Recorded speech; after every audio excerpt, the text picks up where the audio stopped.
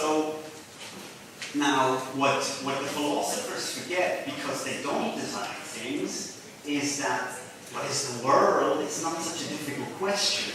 Because if you look around, most of the world is actually designed. It's thought and made. It's not a big mystery. Like around here, there are a few things that are not designed. Noses, but in the States you can be sure about noses if they're not designed. This is kind of shocking because you live like in a city like Tokyo, it's like the Matrix. There's almost nothing that is not designed. But don't fool yourself, in Milan it's not so different. The fact that you have a tree there doesn't mean the tree is not designed. It's placed there, it's cut. It's not a completely mysterious object. It's already very close to a design object. Now, of course, we all know that not all artifacts are thought through. Actually, most artifacts, most of our world is really sloppily designed and badly thought, almost not thought. And here, a German text that illustrates that problem between thought through or well designed and badly designed pretty well is in 1980, a Swiss newspaper wrote a big poem about the Fukushima power plants. And they said, oh, that's, these people look ahead. These people are very careful. These people know what they're doing. You should see them cleaning the power plants. When they clean Fukushima starts to shine. It's one beauty we can learn from the Japanese. And actually, it's a little bit different in reality. So it's not as well designed. It's not as thought through as they thought. So one more time, and this is actually the most difficult part. The mountain I'm about to climb is very steep, but here then it is. How are things designed? By thinking and making. This is a very different occupation from philosophers that just try to reach the world by thinking and never by making. And doing things, that's what I learned. So, the problem now, where, I said before, maybe it's just a deeper trap I got myself into. If that sounds all very simple, philosophers put things into thought and designers put thought into things. Seems easy, okay, you can overcome, but actually the problem is that thoughts are artifacts as well. They're artificial. Thoughts are not natural. If they were natural, they wouldn't be that painful. If they were natural and painful, there'd be a sickness. Maybe that's the case, but thoughts are designed. But how are thoughts made? How are they designed? You see the philosopher, getting back into this thing here, and they're made through language. This is something that I learned, the one big thing I learned at university in those 7 years, is that there is no such thing as, an emotional thought. There's no such thing as an emotional thought. It's either an emotion or it's a thought. There's something before the thought, which is an emotion. There's no emotion.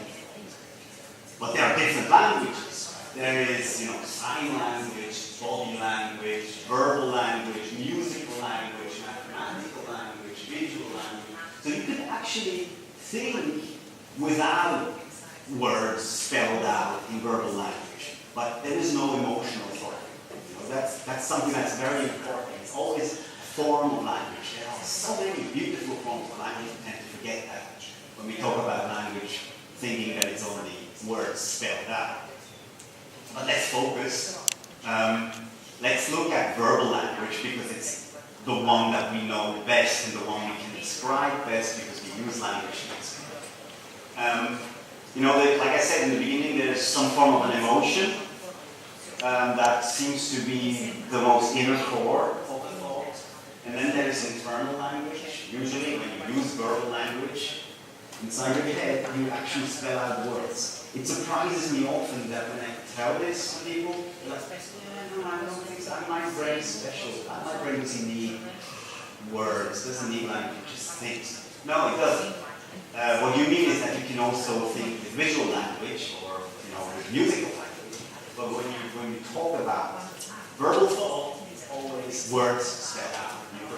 The next phase is that you speak these words out. What's hard to understand is like language seems to be first of all something that happens between people, but as a matter of fact it sometimes starts inside even though you learned it.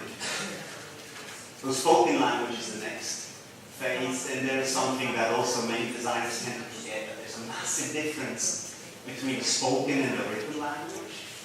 And the last volume of language is something that very few people know. Here designers again are very aware of that. It's writing itself. Designers know that depending on what kind of type you use, a text sounds different. It's like the intonation, language.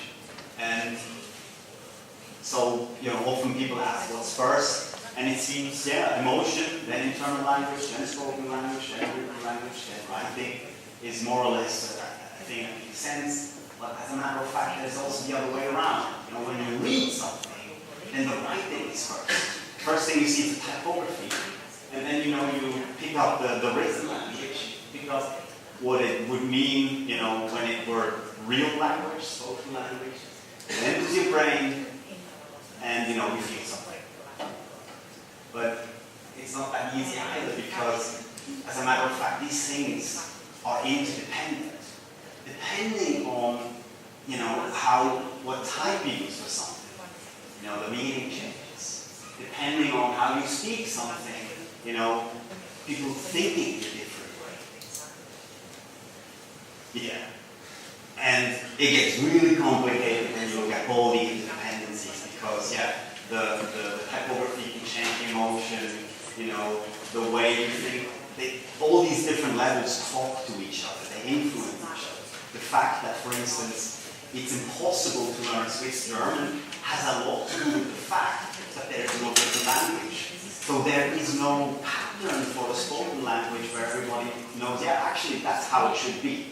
When you learn Italian, standard Italian, you have this blueprint of written language with grammar, with proper words you have to use. It's not come but mele in real Italian, right? And many rules that somebody established that changes the way you think, that changes the way you speak, that changes the way even use type. Certain written standards require different typographical little details. So all these levels all need to communicate with each other, and it's quite a mess. So you can see the track here opening up. So there's no real first, because all these things influence each other all the time. But we know one thing.